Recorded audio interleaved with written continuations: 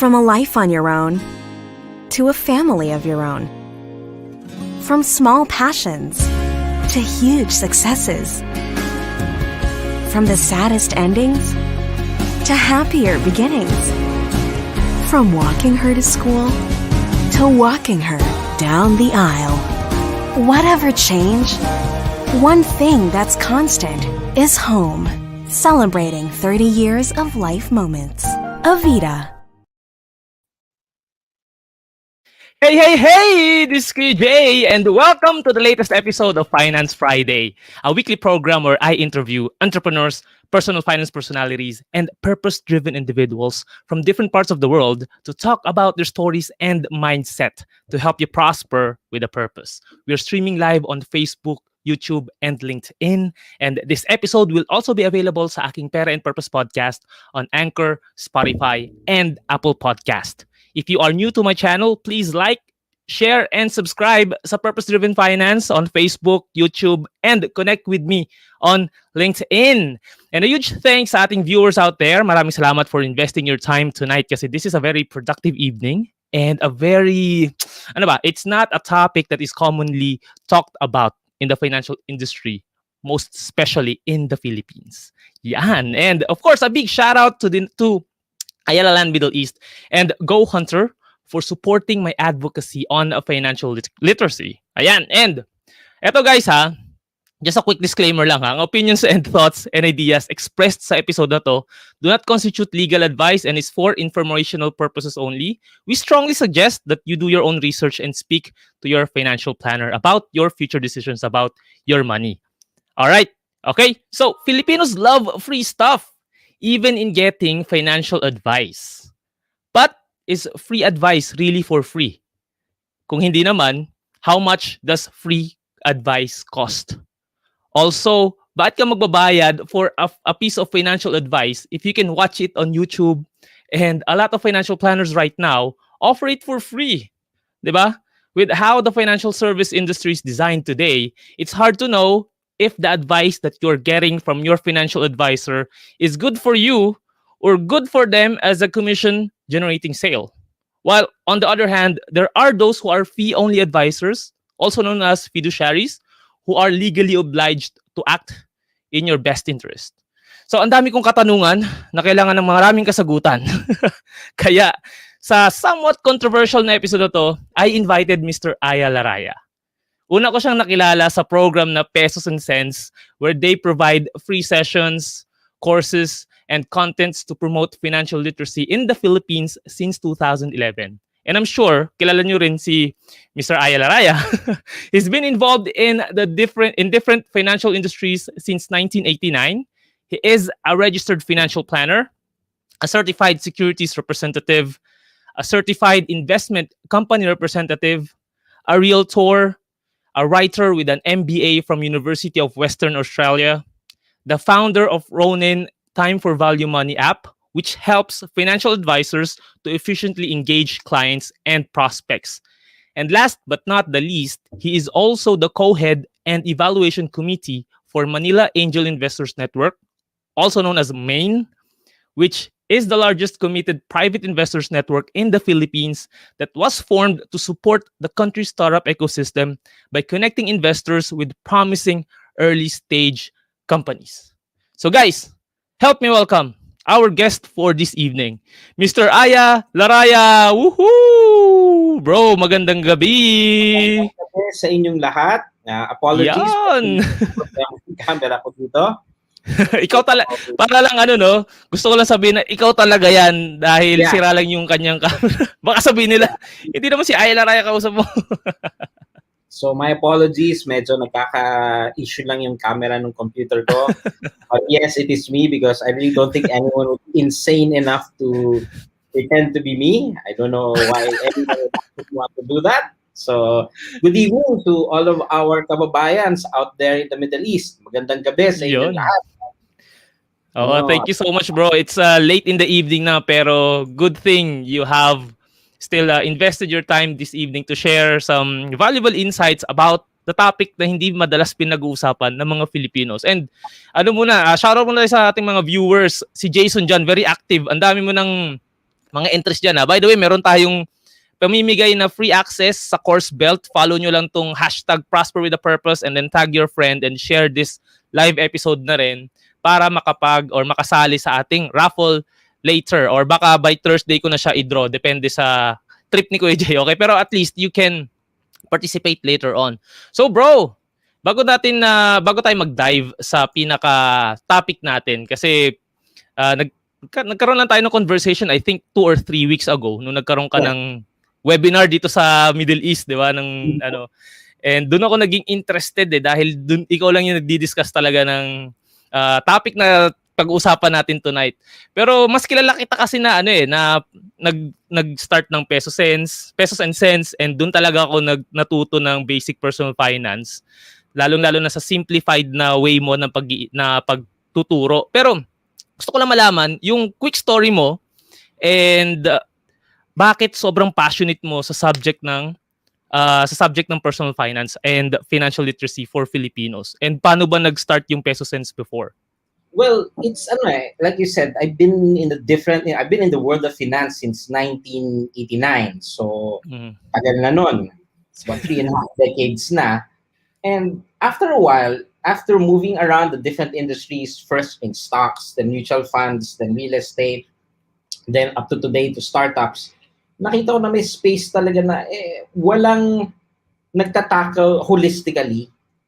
Because if you look at the way pesos and cents, the way we do it at pesos and cents and Ronin right now, we go for breadth rather than depth.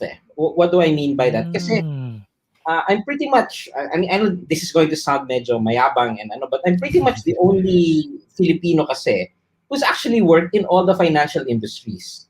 So whether it's stock market, mutual funds, insurance, real estate, banking, forex, fixed income trading, and right now even startups. So I have a working knowledge of all of them, but I'm not a specialist, I'm a generalist. So what I saw was, there are a lot of very good specialists out there, but bago kasi ka dapat pupunta sa specialist, generalist muna kausapin mo para alam mo kung saan specialist ka pupunta. Because syempre, if you ask a stock market person who is trained in the stock market and competent in the stock market, and if you ask him, ano magandang investment, ano isasagot niya? Alam nga naman sasabihin niyang real estate. And if he does say real estate, is he professionally competent? Iba yung may alam sa professionally competent Okay. Diba? Is he professionally competent to comment on it? And the reverse is also true. Realtor, let's say a representative of the big, real estate companies in the Philippines. Pag tinanong mo sa kanila ano magandang investment or what to do with money, of course they will say real estate. And to be more specific, they will say real estate of the company they represent. Diba? Hindi naman pwede sa kabila yung endorse nila. Mawawalan sila ng tao, diba? Yes. But who would a person go to actually ask saan siya magsisimula? And I felt at that point that since no one was really doing it, and at that point, pesos and cents, wala kang makitang, taglish na source. So I decided just to make one for, basically, it was really just for fun and trip lang, sa totoo lang. I mean, I just wanted to see if I could actually do it. And it took on a life of its own because it resonated. Kasi nga, wala naman akong pinupush na isang kumpanya o isang produkto I mean, yeah, my background is stock market. I am still with COL Financial. Pero hindi naman talaga para sa lahat ng tao ang stock market Agree. Oo nga. Hindi naman talaga yun bagay sa lahat.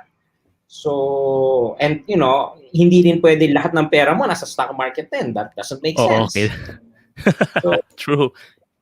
Who would ask nga? Diba? So, yun yung and that's how I started and it just evolved na from there. Oo nga, and alam mo, daming natulungan yung pesos and cents na yan.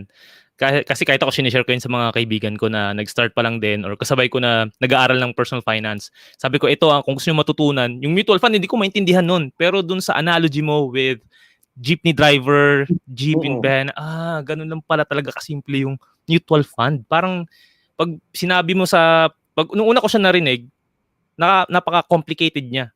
Pero nung napanood ko siya sa pesos and cents, ganun lang pala siya kasimple. And na-inspire ako na gumawa din ng content eventually. Kaya ito, nag-lead sa podcast itong pagpo-promote ko ng financial literacy. It's because of pesos and cents din. And also, kasama na dyan yung On The Money and other financial literacy heroes ko. Kaya thank you so much. Sila Efren. I mean, I've worked with them and we all come from the same place naman that we need to evolve. Diba? We need to evolve as a people Yon. Diba? Yun ang gusto natin pag-usapan tonight. Now, punta na tayo dun sa ating intro ng ating topic. And this is the dangers of free advice. Ngayon bro, why should we be careful of free advice?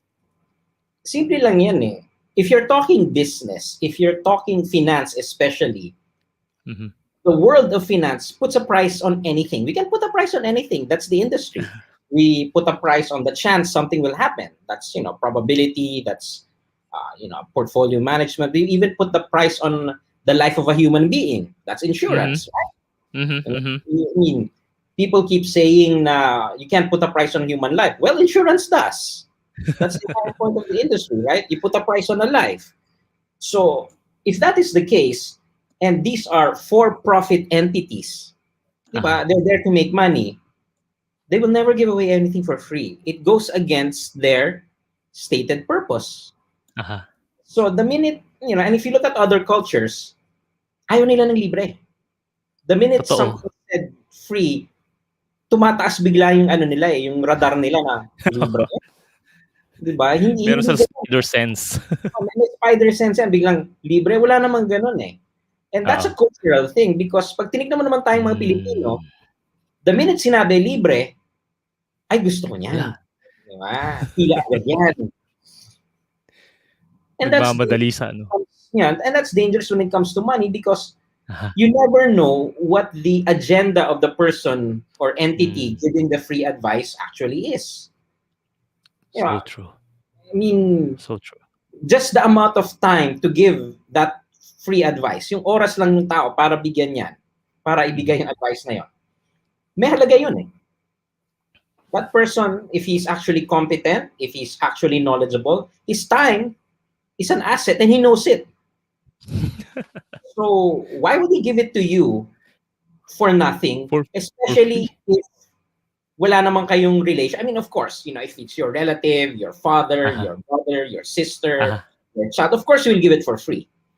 Okay. But if you're a total stranger, why will he even give you the time of day? Diba? Kasi nga, yan yung nakasanayan natin na if I want to learn more about the things that I want to do, lapit ako sa ganitong tao na I think na may experience and all. Pero hindi naman ako basta-basta magbabayad. Parang kung alam mo, share mo na lang, 'di ba? Parang alam mo na parang bigay mo na lang kasi para hindi na ako mahirapan, hindi pa ako gagastos. Pero ang hindi nakikita ng mga tao is ano ba talaga yung halaga o yung kapalit ng free advice? How do you paano mo mabibigyan ng value? Ano yung risk doon? Well, the risk is there is no responsibility. If I give it to you for free, I have no responsibility to you because I gave it to you for free. Hindi ka pwede magreklamo kung pangit o maganda yung binigay ko sa'yo. Because I have no responsibility to you.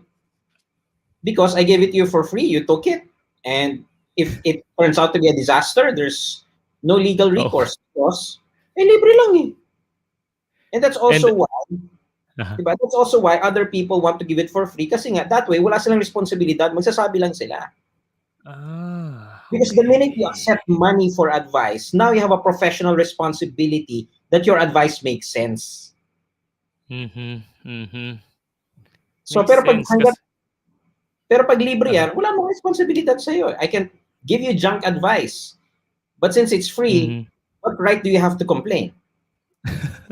Oo nga. Ikaw na lang yung humingi, di ba? Parang sa nakitikim ka na lang, magrereklamo ka pa. Di ba? Magrereklamo ka pa. And yan yung isang bagay na I think kailangan nating baguhin sa culture natin sa Philippines. So ito, ano ba mas worse? Is it a free advice or no advice at all? I'd rather not get any advice than get something for free. Okay. If it's free, I don't know what the agenda of the person is. Call it suspicion, call it, cynicism. But again, in finance, nothing is ever free. We measure everything. Okay. We put a price on everything. So if it's free financial advice, my first question always is, why is it free? Who is paying for it? Okay. Who is Diba? paying for Who it? is Oo paying for nga, it? no? Diba? And if you look at every advocacy in the world, every charity, every philanthropic organization, there is always a business behind it paying for their expenses. Mhm. Wow. Look at the Bill and Melinda Gates Foundation. Where did the money come from? From their profits, the Yeah, Microsoft? from Microsoft, from a business, right? Yeah. Mhm, Kung walang mhm. Microsoft, may foundation? Wala. Definitely wala. Mm. So, Meron at so meron talaga. And yun nga, I mean, hindi tayo basta-basta kakagat dapat sa mga anything that's given for free. We have to be wise enough to think na baka ito ba ay may kapalit. Well, technically, baka may kapalit. And yun yung gusto ko itakil eh. Paano, mamaya alamin natin yan, paano ba natin malalaman if itong advice na to is something that I can trust. Right? Ngayon, ito yung isa kong question eh. When should a person really pay for a financial advice? here, yeah, very good question. And I think dun din sa chat lumalabas if this is free and gano'n. Here's the thing. Pag pera na talaga pinag-uusapan, money for money. Okay. That's the first thing. If you are actually going to, shall we say, stake your money on the result of the advice or on the basis of the advice, then you should really pay for it. Because then you have recourse. Diba? Yun yung ano niya. Okay. Because then the person now has a professional responsibility to you to provide you with something that is actually valuable. Okay. And dapat, kumbaga, sige bro, continue. But if, excuse me. But if nag-usap-usap lang naman kayo, theoretical, sige, libre lang yan, walang problema. Pero pag maglalabas ka na ng pera, especially when you're talking hundreds of thousands, if not millions of your own money, don't you think then doon na talaga. I see. Diba? Mamaya tatanungin kita kung ano yung mga specific na financial topics that is worth paying your money. Kasi nga, I think may value din naman ang free. Kasi nga, yung peso cents, it was, I got the advice for free, pero I benefited a lot from it. Pero yun nga, kailangan ko ring malaman kanino ko kukunin yung mga ganong klase ng advice. Here's the thing. I never really told you to do other things. Diba? It was a generic thing. It was not for you. If you think about it, para makita natin yung limits ganito eh. Okay. There is free medical advice. Diba? There is free medical advice. Things like vitamin C is good for you, especially now. Magpa-araw ka, don't eat too many sweets. Yon, libre lahat yon, diba? Any doctor will tell that to you for free. But the minute they start looking at your body, starting to poke and prod you, may bayad na yon, diba? Oo nga, no? Tama. Diba? Kasi parang gusto mo improve immune system mo, mag-exercise ka, kain ka ng... Walang problema. Mag-cardio ka, pa-araw ka, huwag ka kumain ng masyadong mataba. Walang problema yung mga ganon. Pero pag titingin na siya ng test, kumbaga ng CBC mo, or ng cholesterol profile mo, ay ibang usapan na yon, di ba? Okay, so ang galing mo talaga magturo eh. Ang galing mo maglagay ng analogy sa mga bagay. Kasi yung parang hindi malagyan ng fine line yung ito free, okay lang tong free, ito may bayad, ito dapat may bayad na to. So doon sa comparison, doon sa sinabi mo na yung analogy sa doctor or medical advice, it makes sense. Oo nga, no? Ito yung pwede kong kailangan gawin muna kapag hihingi muna ako ng free and ito pwede kong bayaran. Ngayon, sino ba dapat nating i-avoid when asking for financial advice? Kasama ba dyan ng mga parents or what? Kasi parang ako, I seek the advice of people na nakarating na dun sa lugar na gusto kong puntahan eh. That's how I value. Yeah, that's number one. You look at people who have achieved what you want to achieve, then that is who you talk to. Okay. So, even with me, yun naman yung mga pinagtatanungan ko dati. I talked to my former boss before. Then, of course, I talked to my father who is better at finance than I am. And I talked to his friends when I was young because these were people who were really, really successful. So, doon ko magtatanong. And yun nga. And again, sila din mismo, they're willing to share certain things, but you really get to a point na mahihiya ka na din eh pag magtatanong ka at magtatanong eh. Yeah, then you're beginning to take up their time already. Yeah, because after a certain point, or like, lalo na pag ganyan, like, sige, the free advice is, okay, saving is good, investing is good, that's free. But the minute you ask, what is good for me? Anong instrument? Anong stock? You really have to be very careful of getting free advice eh. Okay. I see. Kasi nga, ang dami nga ano na, okay, ito yung stock market or stock of the week. Ito yung kailangan natin bantayan for this particular season, particular event. And ito, may tanong tayo dito sa comment section, bro. Galing kay Andre. By the way, ano po ba yung tinutukoy na free advice? So I think, sige, go ahead. Sige bro, ikaw na. So I think, we're talking really about yung the free financial advice and financial planning that is often offered eh. Which on the surface is good to get the conversation started. Because of course, hindi naman pwedeng pa lang bayad agad, hindi. Like I said, there are certain things naman that are common knowledge. You can Google it. Ito, maganda. Sige bro. Diba? As in for you and your family. Basic lang yan eh. Is there anyone out there in the Middle East willing to work professionally for free? Wala. Professionally, meaning you will be responsible, may deadline, kukulitin ka. Are you willing to do that for free? I mean, of course, you're all willing to do certain things that you do in your job. You're willing to do certain things for free for a friend. Diba? Like, if you're an architect, kung architect ka, sige, pag-drawing mo yung kapitbahay mo, okay lang yan minsan, di ba? Pero pag namihasa yun, tapos biglang pati yung kapatid niya, yung kapatid ko, yung pinsan ko, sige na. Ano na mangyayari dun sa ano mo? Diba? Sa profession mo, no? Oo nga. Respeto din sa ano. Kaya nga eh. Ganun na nangyayari kasi kadalasan. And eto, may tanong si Apo Insyong, ayan. Is this free advice? Alam mo, ganda ng tanong mo na. Well, yeah, this one is free because we're just speaking in generalities. Yes. There's really nothing, to me anyway, there's really nothing super secretive or will give but wala pa din, kumbaga hindi pa umaabot nga doon sa point na yun eh. Diba? Hindi pa umaabot sa ganung sa point na yun eh. But once you start asking me, I have X amount of money, what do I do with it? Ibang usapan. Kasi ang tinatakil lang natin tonight is about the subject of free advice. And this will at least give you an idea para, kasi for sure, meron ang taong mga kausap that will give you that once in your life or baka nga too frequent na yung mga ganyan during this time eh. So ngayon, eto na, let's move towards yung pagpili na itong proper advisor kasi majority naman nagbibigay ng advice about personal finance are financial advisors eh. So, meron dalawang klase na advisors. There's this fee only and meron mga commission based. So, would you think na going for the fee only advisors is better than the other one, than the latter? Not necessarily. My bigger concern would be the transparency of the transaction. Okay.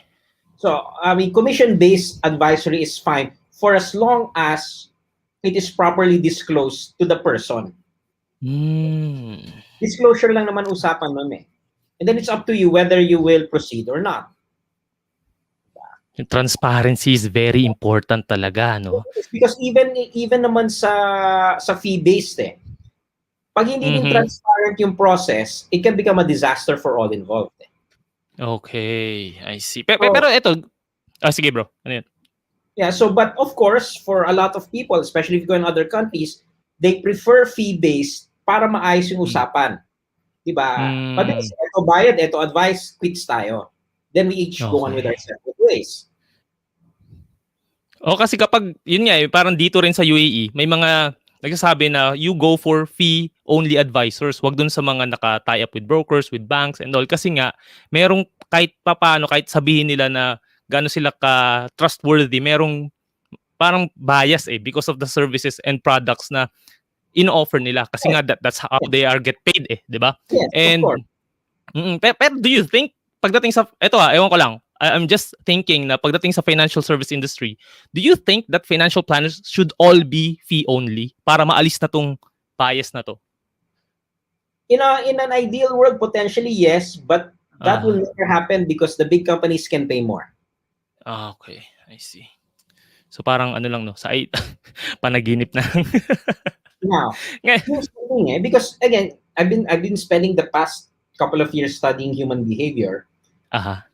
Here's the thing.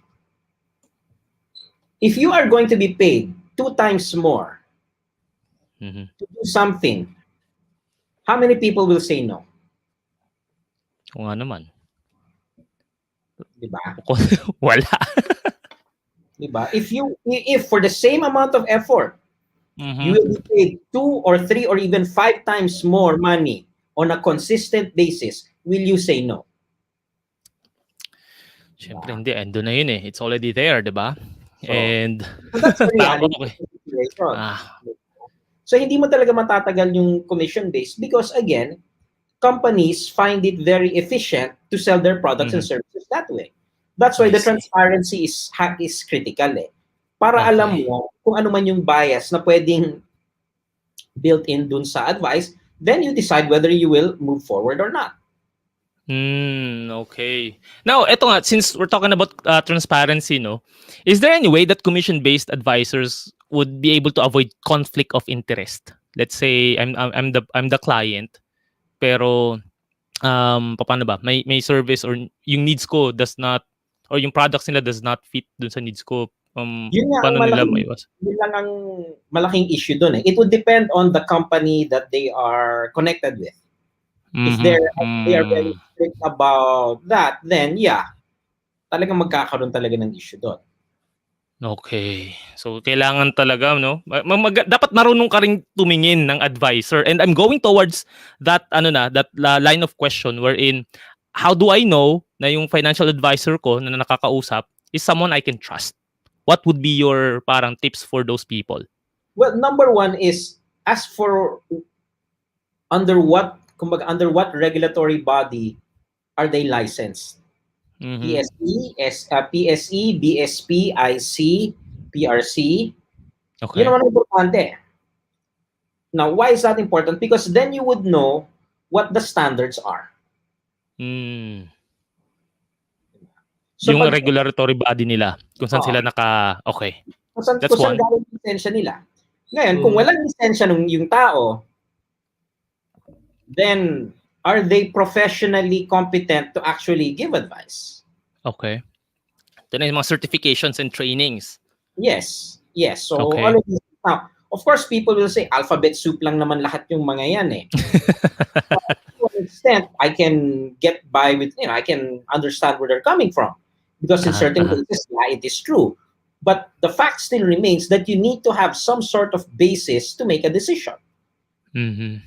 So the first step is, are you under any regulatory body? Okay. So ngayon kung wala, then again, pag mali yung binigay niya sa'yo or niloko ka, kanino ka magrereklamo? Hindi siya legally liable for that advice if ever na magkamali ka. Yeah, hindi lang magkamali. Iba yung magkamali eh. Iba yung magkamali because lahat naman ng advisor nagkakamali. Okay. Iba yung nagkakamali sa being incompetent. Diba? Kasi we all thought, come on, we all thought that in 2020 the stock market would go up. But then COVID happened and it crashed. Diba? That's no one's fault. But if some person really does not know what they're doing and starts giving you, bad advice, who do you complain to? Exactly. I see. Naalala ko yung may story na ganyan dito. Parang may isang expat na binigyan ng isang product ng isang advisor dito. Pero parang hindi nag-perform yung products na yon, and doon tiningnan mabuti yung mga binigay sa kanyang recommendation na services and all. Hindi, yun, number one, wala doon yung transparency like what you said. And nagkaroon ng legal actions na ginawa doon sa advisor na nagbigay sa kanya ng advice. I think 5 or 6 years ago.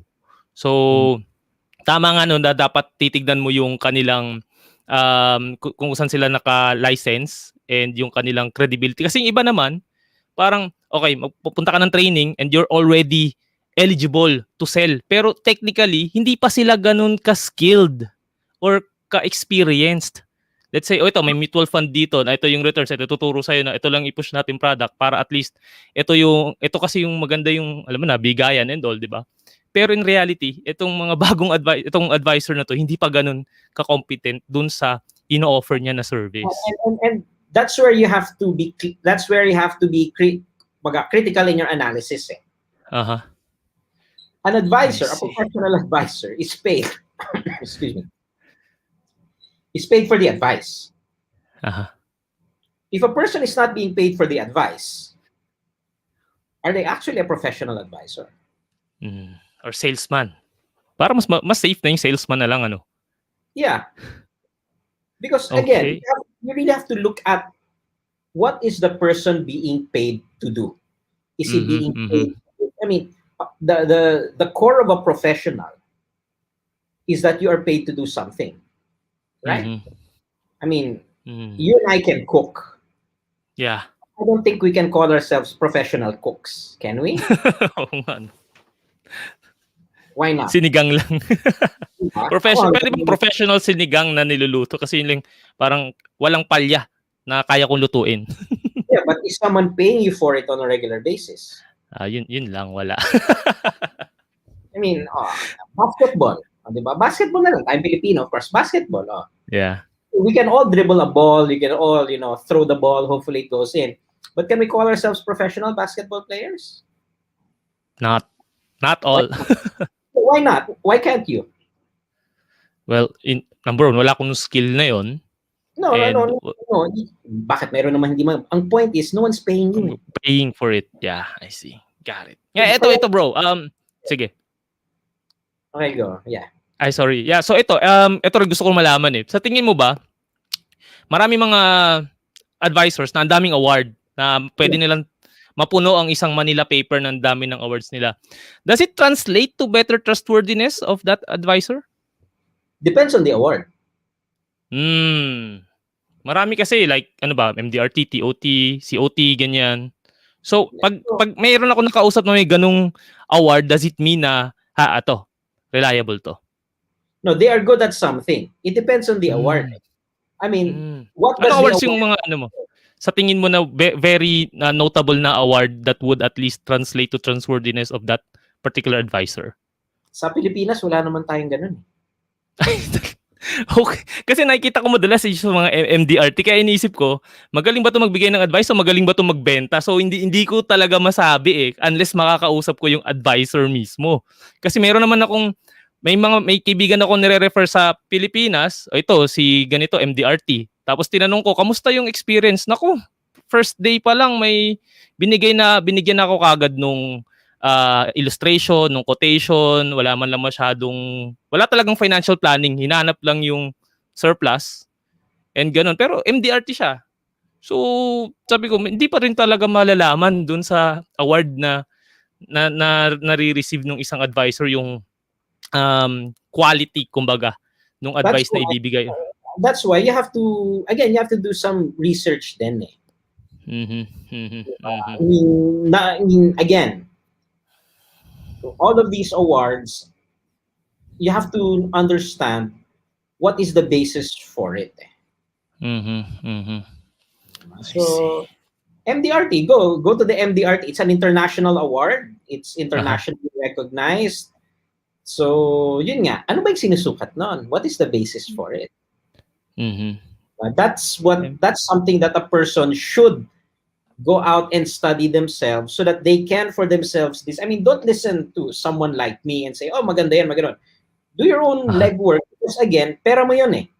Exactly. Your money will be influenced by that. So, to me, bare minimum na lang, due diligence, tignan mo man lang. Again, with the internet, madali lang naman. Type mo lang MDRT eh. So, lalabas na kung ano.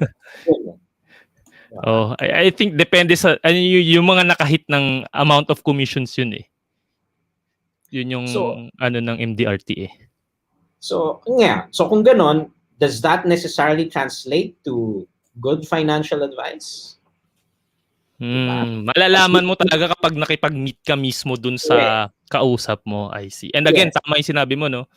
Yung babalik ka tayo dun sa license nila and dun sa kanilang mga experience and certifications or qualifications like you mentioned.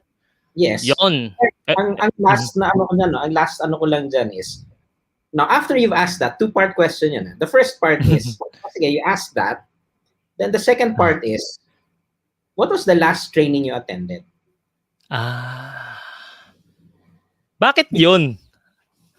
Because you want someone in finance who continuously learns.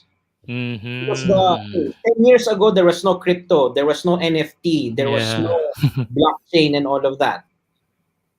Again, look at all the other knowledge-based professions, medicine, law, engineering. You are required to learn something new every 2 to 3 years to maintain your license, correct? Yeah, true. So sa finance din, ideally dapat ganon. Dahil walang requirement na ganon sa Pilipinas. Walang PRC.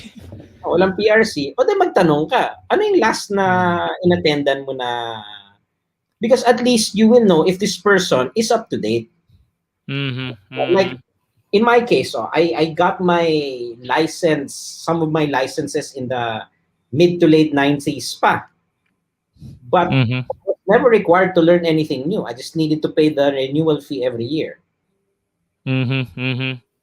So, in that environment, what is my incentive to update my knowledge?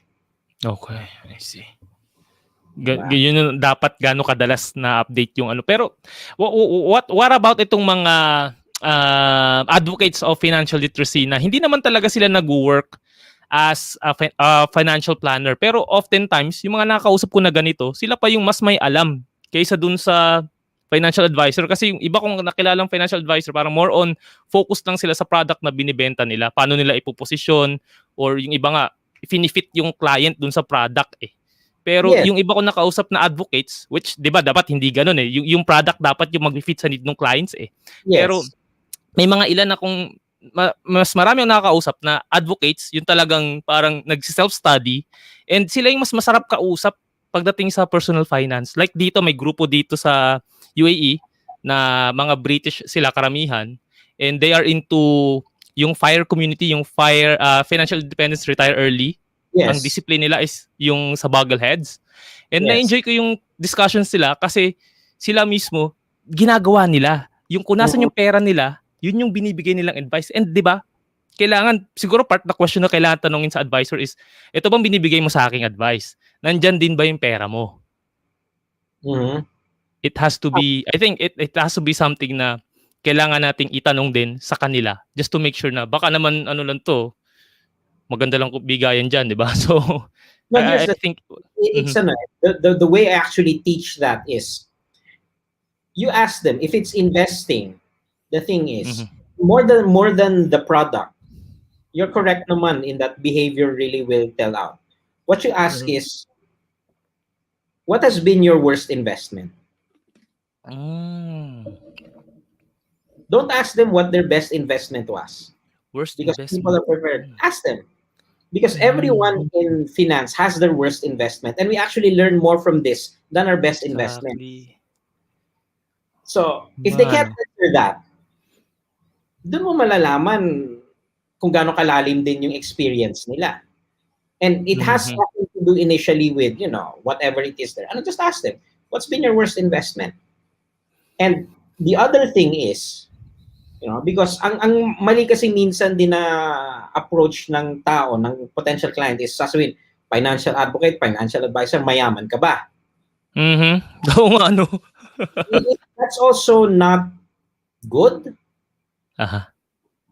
The better question is, okay, how has your life improved? Paano ka umasenso?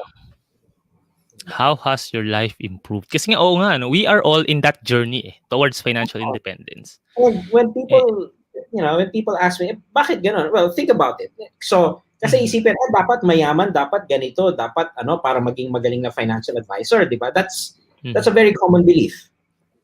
Tama. What you need is someone to coach you, di ba? You need someone to coach you, to guide you. And if you look at some of the best coaches in different fields, they were never really good at what they were coaching, or they were not excellent at what they were coaching. Classic example na lang, Phil Jackson. I'm sure you know Phil Jackson. Yeah. Oh. He was a possible basketball player, but he was not great. He never won championships as a player. Diba? So Hindi ba siya nag-champion sa Lakers? No, not as a player. Akala ko nag-champion siya as a player. Tawag sa kanya, di ba, si Shoulders? Kasi nga, ang tangkad niya, ang lapad ng shoulders niya. He played for the Knicks in the 70s. Or, para mas sa ating mga Pilipinos, si Freddie Roach. Okay. Ayan, oo. He was not a great boxer. He was an okay boxer. He was not great. He was not a multi-division champion. So how come he became Manny Pacquiao's coach and helped Manny Pacquiao become a multi-division champion? So you don't necessarily have to be wealthy to be able to help people.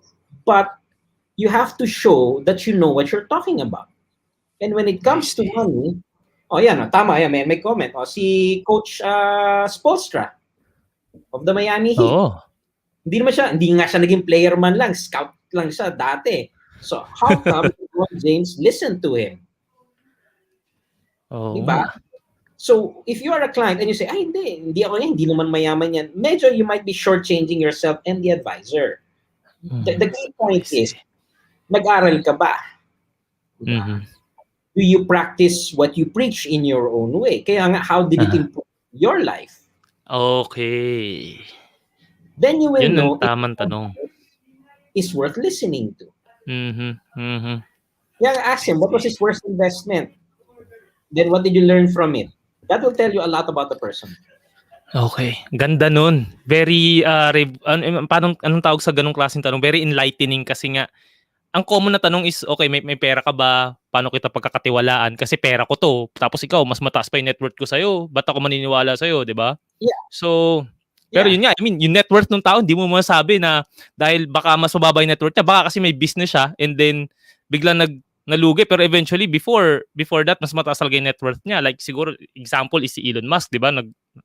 Nagkaroon, there was a moment in time na natulog pa siya sa couch ng friend niya, and net worth niya is bumaba, pero not necessarily hindi siya mayaman in siguro in economical way, pero yung mindset niya is rich. And then where is Elon Musk now, 'di ba? So if hindi mo bibigay if hindi mo pakinggan yung ganung klase ng advice, then baka mamaya naman sayang hindi mo rin ma-apply yung pwede niya ituro sa iyo eventually. Kaya yung net worth nga or mayaman ka ba na tanong is not the right question. It should be ano nga yung natutunan mo or what was your worst financial investment, and what did you learn? The key point is, and what did you learn from it exactly. Ayan. So ito some of the additional questions that I have is if ever na sige, magbabayad ako ng professional advice, magkano sa tingin mo yung fair compensation for it? Ideally, it should be somewhere near what the person would be paid to sell you a product. Like, may ballpark figure ba tayo dyan? Yeah, anywhere from 2 to 5% of the amount you're talking about. Okay, I see. So like, let's say it's 1 million pesos. Now, if you look at the industries, a person will be paid depending on the product, depending on the company. They will be paid 2 to 5% to advise you to buy whatever it is that they're offering. I see. So you have to be willing to pay somewhere near that amount so that hindi lugi yung tao, to be objective. Because if you are going to rely on someone accepting less in order for you to get what you want, that's not a sustainable relationship. Okay. It has to be win-win. Oo nga. Kasi kaya sayang din naman yung pagod, ano? Kaya that's what I say. Pag binarat mo yan, maghahanap yan ng ibang paraan para kumita. Tama. Oo nga. So kailangan alam din ng advisor yung value niya, and dapat yung ding si client willing din bayaran yung amount na gusto ni advisor para at least tama ka, win-win talaga dapat in every relationship. Ngayon, ito naman, I think nasagot mo na siya kanina eh. Kasi gusto ko talaga malaman is, kung pagiging fee only eliminates bias, then why can't everyone just be a fiduciary advisor? And siguro the last question about this particular topic in choosing the right advisor is, why do you think is the financial service industry designed to be incentive driven? Well, first of all, no, yung regarding yung fee-based, it's Mhm. a chicken and egg situation eh. Pwede fee-based kung may market. Okay.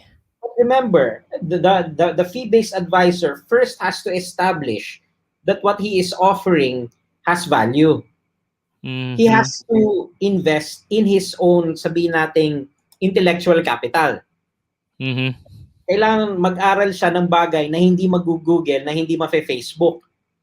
Because for as long as mag-Google, mafe-Facebook lang yan, why would anyone ever pay for it?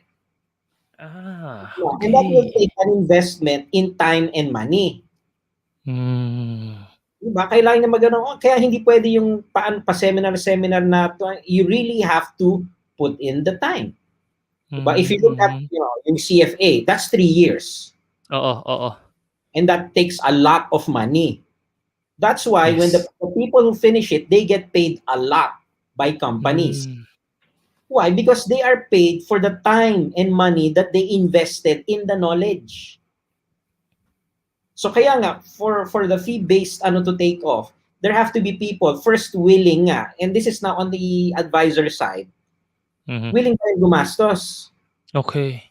But if you look again, yung culture natin of going for free, many Kaya advisors nga. gusto training libre. Diba? Gusto Kaya training nga. libre. Now, of course, lots of companies provide training for free. I work for quite a number of them. But it is free, the company is paying for it. Why? Again, because they want people trained in a certain way. So, Chicken kaya and egg wala talaga siya. is, tignan mo muna yung mga advisor, willing ba silang magbayad? And even a lot of the advocates, dun talaga tumatama, o sige, mag-aral ka nga, then they will say, may libre naman masterclass. O sige, mag-masterclass ka, walang problema. Diba? There is that side, yung masterclass. So great. Are you actually able to ask questions? Really? As in an kaya nga ganun, mga taong, you have sila, Stephen King in writing, in actors, no. Their time is valuable. And if you look nga at the behavior naman of advisors, kaya din mahirap nga is, kailangan sila muna mag-i-invest sa sarili nila eh. Diba? And that takes time and money. Grabe. Kasi ang iniisip ko right now, bro, is, for me, mas gusto ko na fee-only mga advisors kasi in respect to the industry, in respect to the time that they invested for themselves, they have to be paid eh. And yun nga, chicken... Here's the thing. Are they actually investing in themselves? That's the first question eh. And is that investment, sabihin natin, strategic? When you say they're investing in themselves, how exactly? Okay. Ano yung sinasabi nilang investment na ginawa nila sa sarili nila? Is it really just reading articles on, in the internet, Investopedia, Bloomberg, all of these things? But again, if you look at every knowledge-based profession, it requires structure and progression. Diba? Kahit sabihin mong alam mo na yan, diba? Dadaan ka pa rin. Kailangan talaga may... yung professional na training pa rin should be something that has to be looked up. Okay. Pero ito napansin ko, bro, yung mga advanced na training dito sa UAE na lang, kasi dito may matataas na level ng CII, Chartered Insurance Institute eh. Hindi siya applicable sa Pinas eh, kasi I realized na laging talaga tayo eh, nadidelay tayo sa pagdating sa financial services eh. And paano, siguro yun nga, chicken and egg na naman siya eh. Ano ba to, dapat bang i-enable tayo ng government na magkaroon ng gantong regulation, or kailangan tayo as a nation should be willing to pay for such advice, or only look for the advice of people who are qualified enough, or as a culture kailangan alisin na natin tong mahilig sa libre na mindset. So, ang hirap. And hindi siya overnight na mare-resolve eh. Oh, no, it won't. It won't be. Two things. Two things, actually. First is, you're correct. Dapat we move away from libre. Aha. Yun naman muna eh. We have to move away from looking at, libre. And second is, when it comes to be more specific, when it comes to financial advice, whether free or not, Mhm. we need to be able to talk about it over dinner without someone being offended. Yes. Agree. But Totally agree. you cannot even talk paid advice or even free advice if in your family it is considered impolite Mhm. to talk about money sa harap ng pagkain. Because I know in the past, in old families, medyo ganun eh. Hindi mag-uusap ng pera sa harap ng hindi Oo, maganda yun. kahit sa amin eh. Di ba? That's what has to, in a sense, change over time. Because if you look at a lot of these products, and this is something I talk about heavily in the courses I teach on financial behavior, really is that, when you talk insurance, when you talk stock market, you're talking about wealth. You're talking about either acquisition of wealth, growing of wealth, or protection of wealth. Mhm. But if you're not comfortable with the entire concept of wealth to begin with, how can we even talk about these things? Okay. So, sa tingin mo sa nag-start to, sa family or ako, napaisip ako bigla. Sa family, nag-start ang conversation about wealth or sa employer? Kasi yung employer are the ones who's employing a parent na yung parent na yon yung magtuturo sa kanyang anak. No, that's not the employer's job. Okay. Naisip ko lang bigla kasi parang since hindi siya napag-uusapan sa table, baka hindi rin napag-uusapan sa office. So, parang that's why initially it should start in school. Because school is pa the rin, one okay. that can be objective about the conversation because they have no vested interest in the conversation. Once you have for-profit entities involved in it, then bias will come in.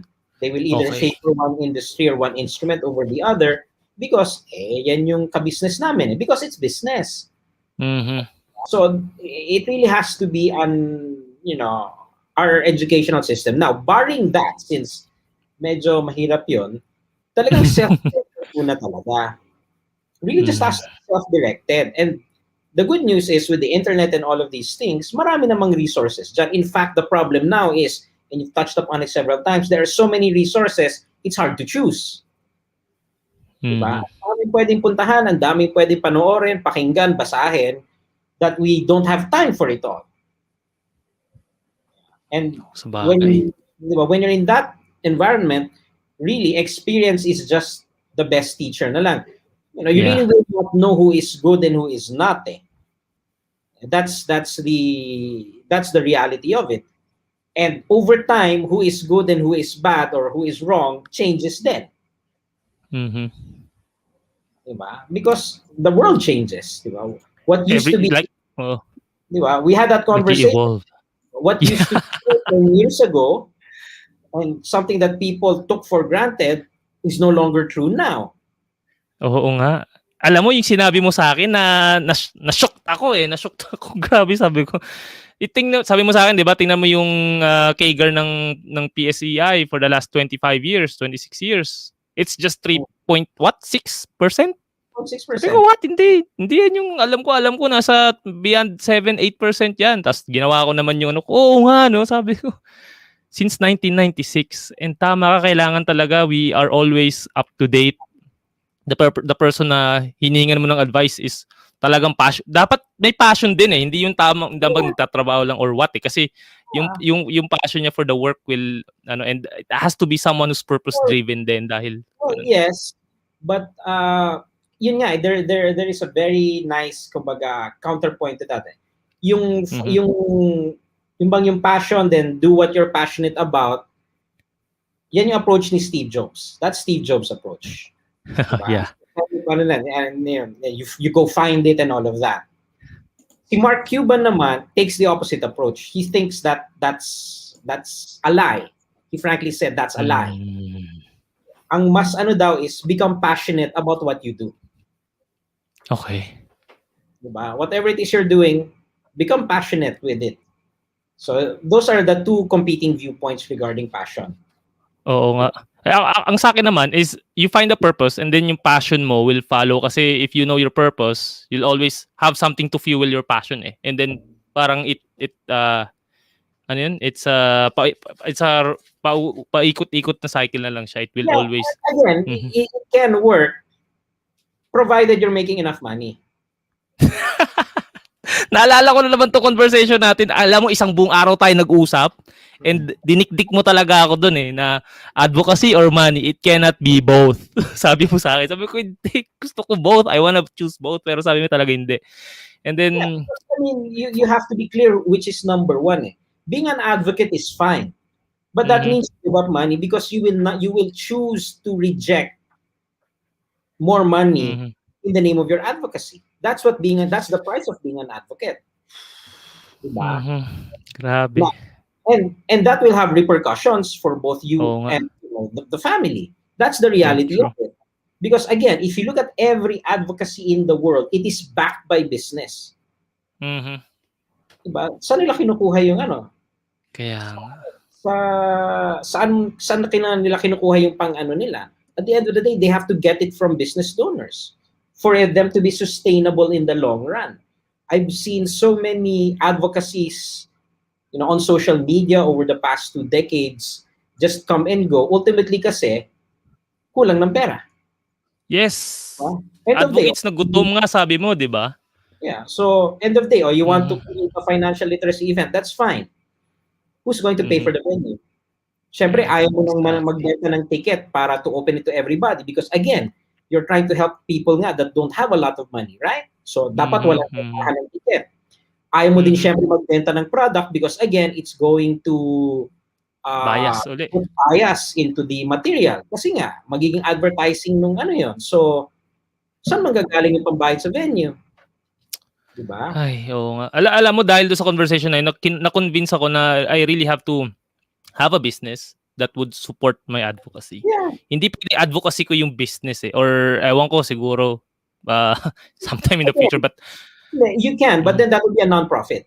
Yeah, okay. You want to do that, you run a non-profit. You run a non-profit, but yun nga, non-profit, meaning you're giving up money. Yes. Kaya nga, klaro eh, ano ba gusto mong gawin? Do you want to be an advocate or do you want to make money? Okay. And that conversation is, alam mo, mahaba na naman yung conversation natin about that. And siguro maganda yun sa other episode. Pero teka lang, may mga comments pala dito. Hindi ko nababasa eh. Ito, may tanong si Thriving Kring. General advice is free. Question is, personalized advice from a professional considered a form of investment? Definitely, yes. Because that's the thing, ito muna. Big yes. Let's define. Okay, let's define. When we say investment, what does it mean? Anything na may returns. That's a financial concept of investment goes beyond. May ROI. Diba, may ROI ba pag kailangang investment? So, how come we say we invest in people? How come we say we invest in a relationship? Well, the ROI is what? Happiness? You're getting there. But investment, if you're talking about the concept, that's why, again, this question is very good. Yeah. The best definition of investment, the concept of investment I've ever gotten, simply states that investing is the sacrifice of something good today for the potential of something better. And that's why it's hard. So ulit mo nga, the sacrifice of today? It's the sacrifice of something good. That's the key point. Something good today for the potential of something better. Quotable quote yan ah. Babalikan ko tong conversation natin. So what's my point? In every investment, for it to be really considered an investment, there has to be a sacrifice of something good. Okay, a sacrifice of something good for something better. In this question, how does it relate to this question? May bayad eh. So what is the sacrifice of something good? Whatever else you could have done with the money you're paying the person. Let's say 20,000 pesos. What will you do with 20,000 pesos? That's fun. A lot of things. But you are giving that up for what? For something that may or may not work. Right? Right. That's why Yun, ganda ng tanong na yun, ha? that's why in relationships, ganun din, oh. Pag nagkakasal ka, di ba, you are sacrificing every other potentially good relationship, right? Yes. For what? Di ba? Why are you marrying that person? There is no guarantee it will work out. Oo nga, no? Di ba? For happiness sake, or... No, but if you look at the potential of something better, why can't you be Yeah. happy? But you want something better. Yes. Oo nga naman, no? You can live life alone, happy, pero you can be happier with someone else. Yes! I Lagyan think natin. that's a very nice question, and it's very pertinent lang. You know, if you Yeah, felt na wala sa products mo ang kailangan ko, would you refer me to it? That's an unfair question. That's not something that we really should ask nga. Why?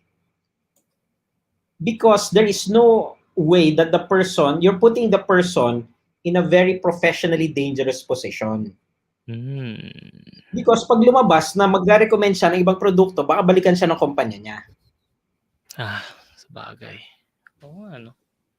Wala. Yan yung limitation ng, I think, ng financial services sa Philippines. Tied up ka lang. Ang license mo is only tied sa isang insurance company or investment company. Hindi yan katulad dito sa amin na may brokerage. Dito sa UAE, pwede. Now, pag lumabas nagre-refer ka sa iba, magagaling kung sino man yung nagpapalisensya sa'yo. Tama. I see. Diba? Pero that should be the right thing to do kasi hindi naman siya swak sa... diba? Hindi swak yung product mo sa needs ng client. Alangan namang pagkasyahin mo siya dun sa... But there's also that's one thing. The other part of it is he actually competent to refer anything else? Ay, ganun din pala. I see. Diba? So insurance yan. Should he really be giving advice about the stock market or about real estate? Unless he also has a license there.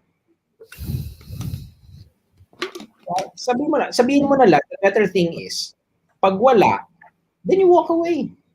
Don't ask him to give you advice on something he is not professionally competent in.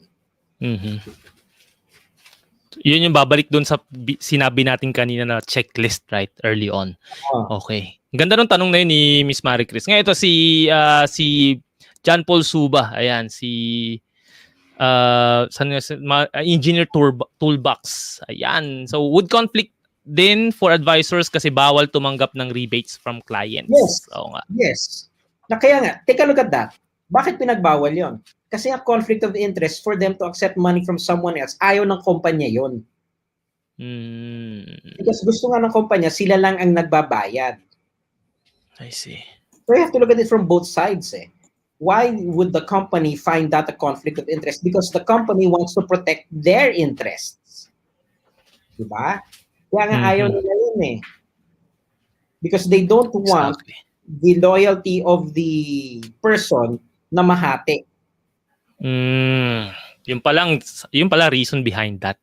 Pero parang may iba din na nagbibigay ng parang subtle na way of parang di ba yun yung parang referral fee? I think bawal talaga yon. Pero parang depende yan Depende yan. And then that's where transparency can come in. Okay, I see. Yung pala yon.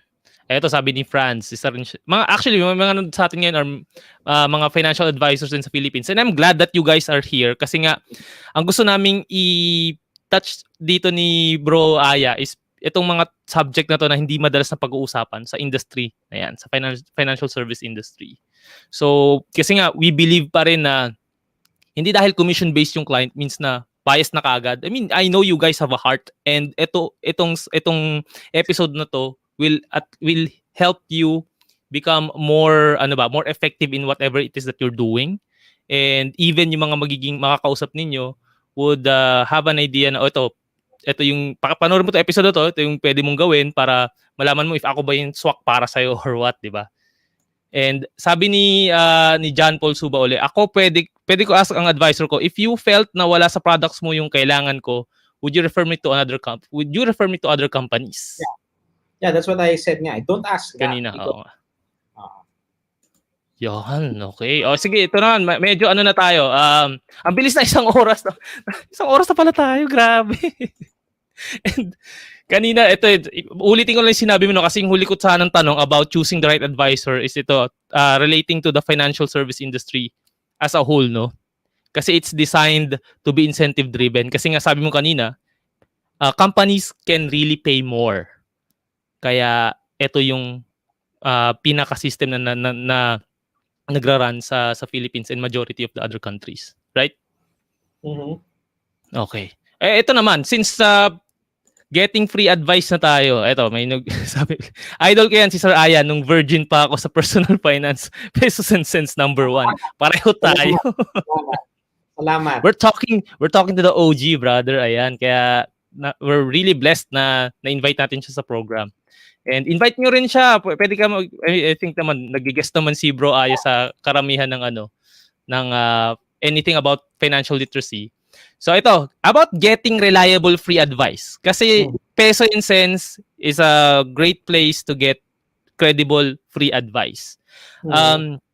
What are the pieces of financial advice na sa tingin mo okay lang to be taken for free? Let's say, ano ba to? Getting out of debt, okay lang, free yan.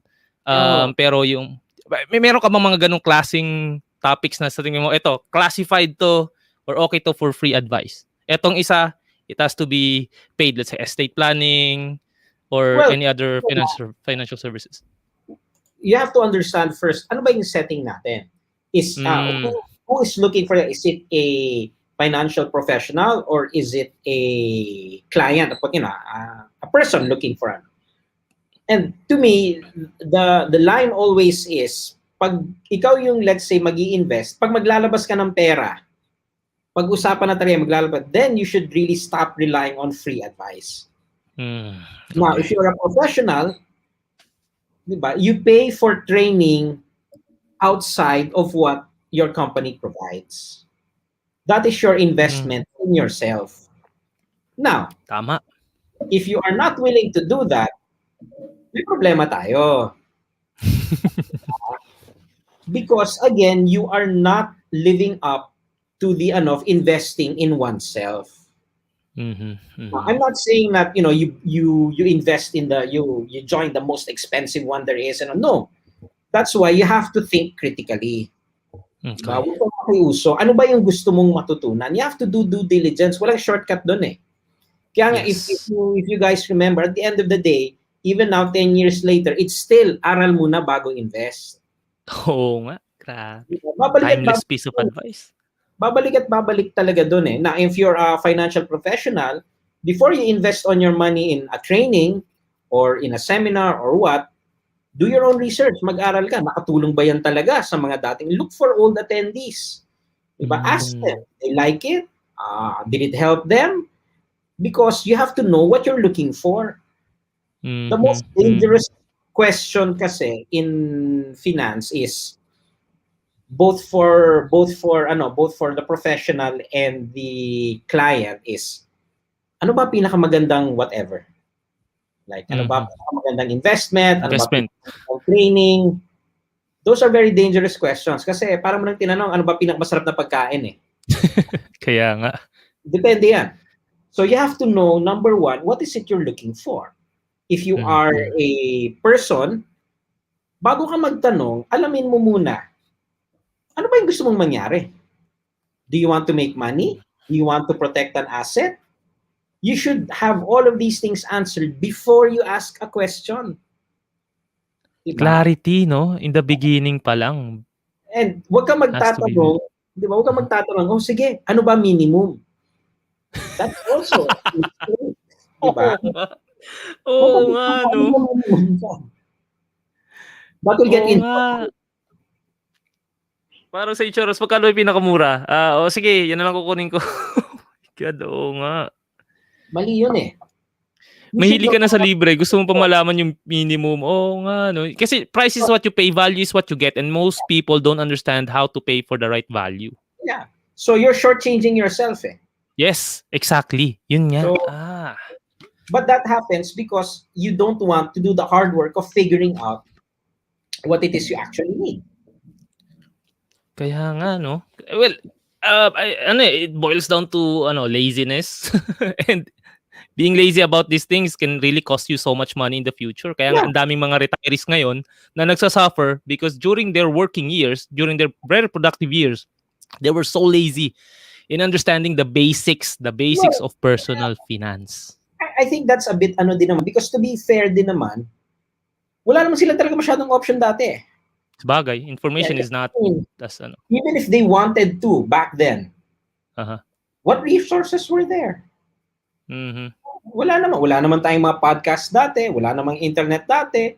So gustuhin man nila, they had what? 8 to 5, 8 to 6 jobs. So kailan sila mag-aaral?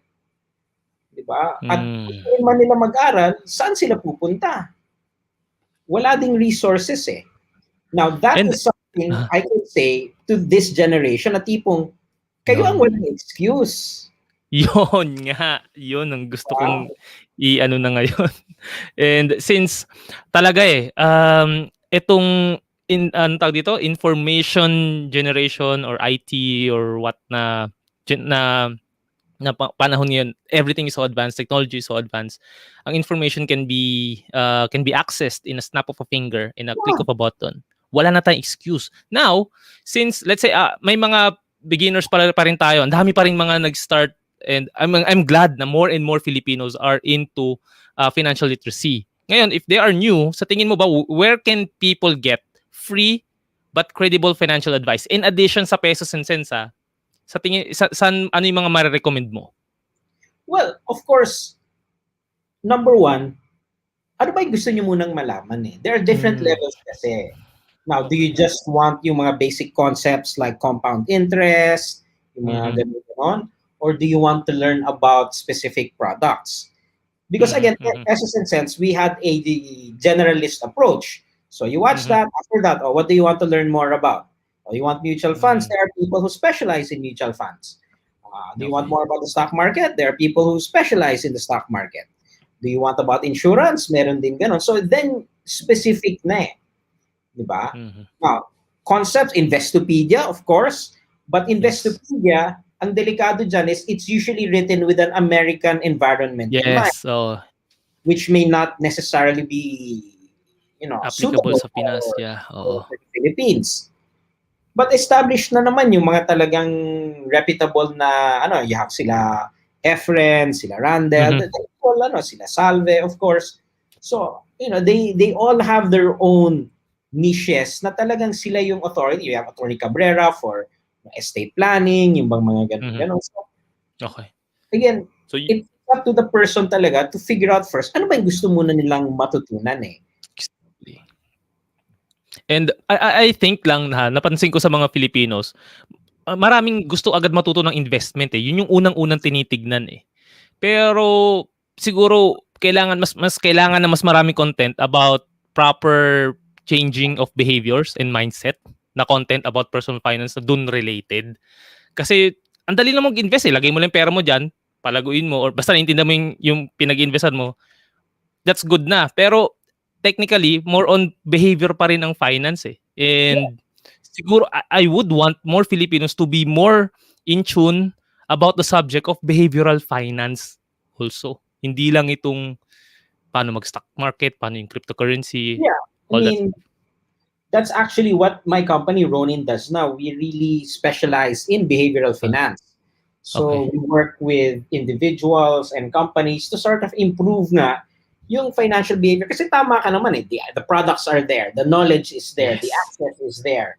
So how come, I just saw data that showed that, the average coverage of Filipino lives, yung sa life insurance, was less than 200,000 pesos. What? Yeah, according to the Insurance Commission. So, grabe. Kasi nga, minimum pinag-uusapan minimum mindset. Diba? So, sa kaka-minimum, ang halaga, so that's what I'm saying. So, ang halaga ng buhay ng Pilipino is less than 200,000 pesos. Because that's the max we are willing to pay for it. Grabe, ang You dami. can't tell me it's worth more than that because that's the most you are willing to pay for it. Diba? It's bigla ako naalala ko yung meeting ko last week, may nakausap ako na gusto mag-invest sa property. So tinignan ko muna, sabi ko hindi naman lahat ready mag-invest ng property. So niran ko yung numbers niya.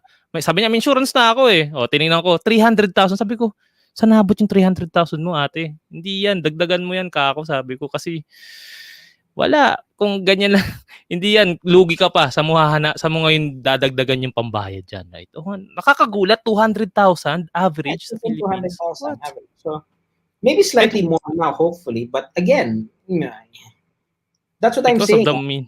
Yeah, it's the minimum mindset. Magkano ba mindset. minimum? Diba?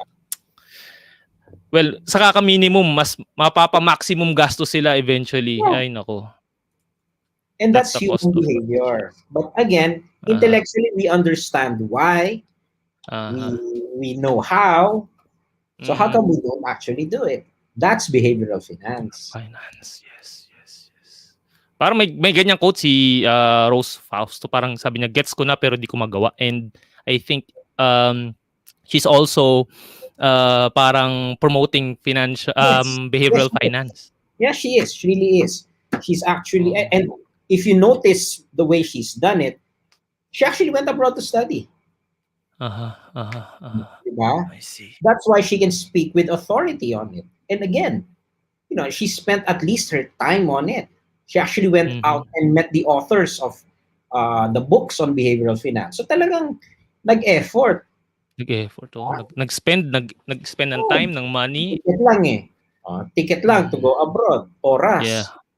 Diba? So that's why people listen to her because yun nga, she really puts in the work. Okay. Kaya nga. Okay. May tanong dito sa comment section, sabi ni Andre, ito po bang live stream na ito tuwing kailan po ba ito? Every Friday po siya, and talagang pinaka-topic na ni Kuya Jay is mainly about personal finance. Pero hindi ito yung basta personal finance lang na naririnig mo paulit-ulit. Kaya nga, si Bro Aya is someone na dinala ko rito, and I'm really happy na binigyan niya ako ng time, and tinan mo, 1 hour and almost 20 minutes lang nag-uusap, pero parang 5 minutes pa lang kami nag-uusap kasi nga hindi madalas sa pag-uusapan ng ganitong klase ng subject about personal finance. And I hope manood ka regularly. And kung mamimiss mo naman, nasa podcast naman ni Kuya Jay yan. And eto bro, transition na tayo. So, ang ganda ng mga tips na binigay mo so far, and definitely kailangan ko siyang balikan para ito rin yung maibigay kong free advice sa mga magtatanong sa akin. Na general advice. Sabihin ko na lang, panoorin, pakinggan mo tong episode ko with Aya. Eto, kanino ka kumukuha ng advice mo? Maliban dun sabi mo sa tatay mo na mas magaling sa personal finance and sa managers mo before, meron pa ba na mention mo kanina? Yeah, of course. That's why I really make it a point to go out and learn. The last time I went out, I took a course on human behavior. I had professors from New Zealand and the US. Wow. I thought, and I still talk to them now regularly because I want to see an outsider's point of view. Yung ano ba tingin ng Filipino? I have a Filipino mindset. I have a Filipino upbringing. I need someone to show me a different point of view so I can re-examine the way I view things. But yun nga, hassle din makipag-coordinate sa kanila, and they're also busy. And yun nga, in fact, there's one time, I actually flew in one of my professors from New Zealand to the Philippines. Wow. To give a lecture here. Grabe, again, why? Because that's really the only way we learn. We have to go beyond what is usual. You have to push out, So that's where I get mine. And of course, I talk with people who are specialists in their field. Because ako naman, again, I'm not a specialist in anything. I'm a generalist. So people know more than me in their, and I love talking to them because then I get to see their point of view, which often is different from my point of view. And then I see what works.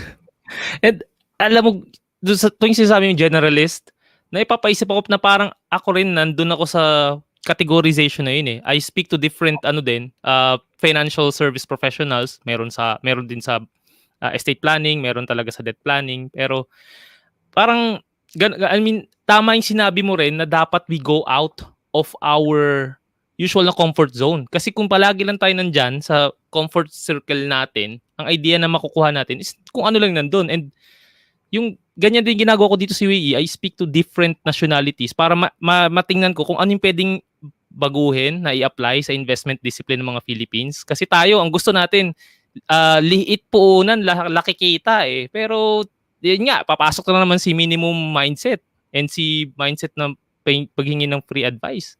So, grabe. So, dapat we have to extend or make that effort para mas lumawak pa ating pag-iisip. Pero ito, may follow-up ko being a generalist, no?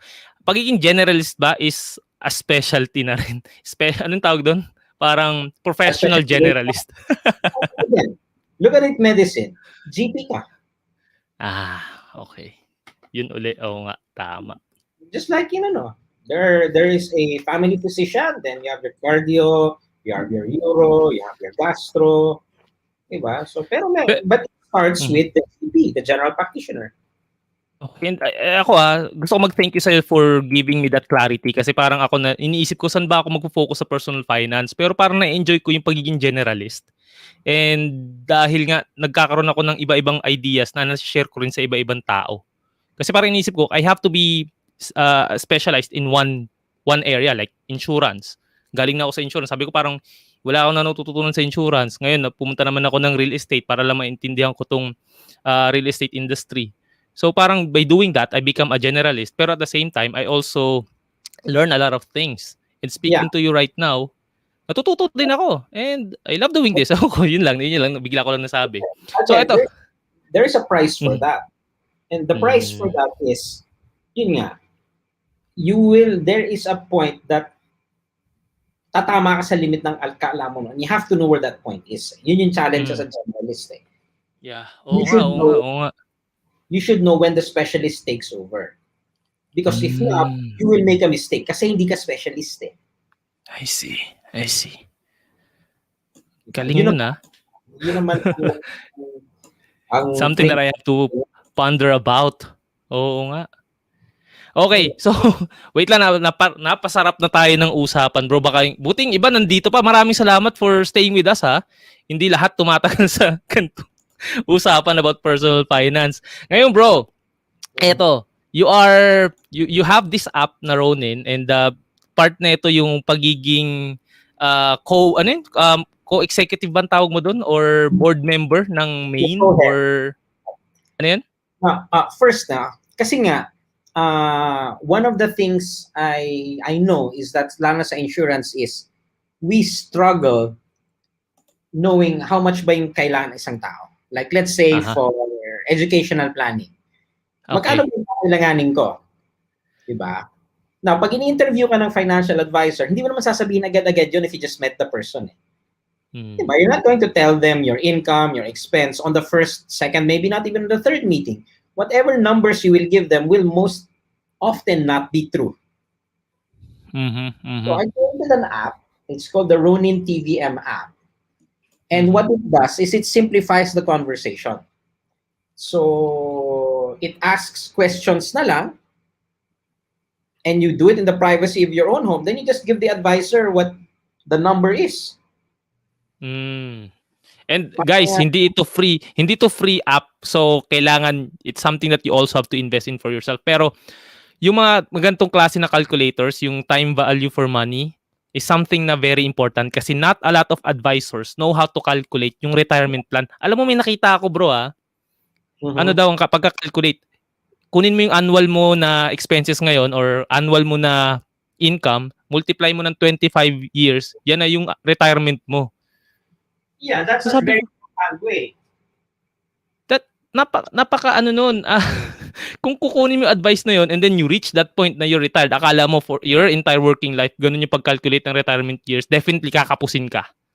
And that is why it's an app na paid, pero you get so much value out of it. Pero like what you said din dun sa webinar mo na yun, kahit hindi naman ito yung kunin nilang app mayroon namang ibang app that they can go for as long as they know or the financial planner knows how to calculate yung time value for money.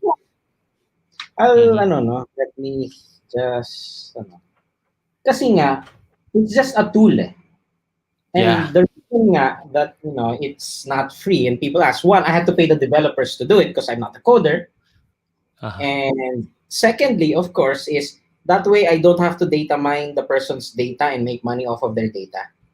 Okay. Diba? Kasi nga, Mhm. data privacy issue pa yun. Isa pa yun, yes. And habang pinupull out mo yung information or slides mo about Ronin, can you tell us about more dun sa main? Ano yung ginagawa nyo? And I believe you are supporting a lot of startups right now, not just Filipinos, but also... MAIN is short for Manila Angel Investors Network. And what we do really is that we invest in startups. My work with them is part of the evaluation committee. So every week, I listen to startups pitch, and then decide if we will invest in them or not. So parang in a sense, it's like Shark Tank, except Shark that Tank, it's yes. more, shall we say, it's more formal. It's more business oriented talaga, because Shark Tank, of course, is still a show. So this one talagang, it's serious investors looking for startups to invest in. And sino na yung mga malulupit yung startups na nag-succeed? I think you had one from 5 million to magkano? 300 million? Is it? No, hindi naman. But one of the startups, Ronin, now, it's two things eh. Ronin, what we do at Ronin also is we provide, kumbaga, financial advice for startups. So we get paid. It's not free advice. I'm sure that's not free advice. No, that's our business. In essence, we give them free advice. We tell them how to structure their finances, basically, so that it become attractive for people to invest in. And yun nga, one of the clients that we have, when we started working with them last October, November 2020, the company was worth less than 4-5 million pesos. And after Ronin fixed their finances, as of this month, they're now valued at around 100 million pesos. Whew. Grabe. So, that's the value of what we do. So, kung ano man yung binayad nila sa amin, and again, we don't keep. If I just multiplied your company's value by 25 times, roughly in 4.5 months, de sulit, di ba? Sulit. Pwede ka na mag-retire ng ano. Yeah, and again, why? Because I understand the value of what I do. So our client is very, very happy because wala pang 4 million halaga ng kumpanya niya, startup eh. By the way, this startup is run by millennials. They're in their late 20s or 30s. So I'm the oldest one there. So now they have basically 100 million peso company. Wow. That's what Ronin does. Yan ang nagagawa ng paid advice. Yeah. So we do have. Nasa na yung slides mo? Wait. Nagano ba? People are, yun nga, nag-ano yung... Sige. Ano ko na lang, ililink ko na lang siguro dun sa description bar or description section para dun sa Ronin. Kasi nga, I see the value of your app kasi hindi yan very common sa mga ilang advisors or what. Ito, andito na siya. Pwede ko na siya i-share. Yeah, well, basically... hindi pa siya naka-full screen. Ayun. If you just want to learn more about Ronin and what we do, you can just email us at theronindojo.com or ronindojo@rmchl.com. And what we just basically do is we give financial advice for startups. So if you happen to have a startup that is looking for funding in the Philippines especially, but even if you're based in the Middle East, but your startup, you want it started in the Philippines, that's fine.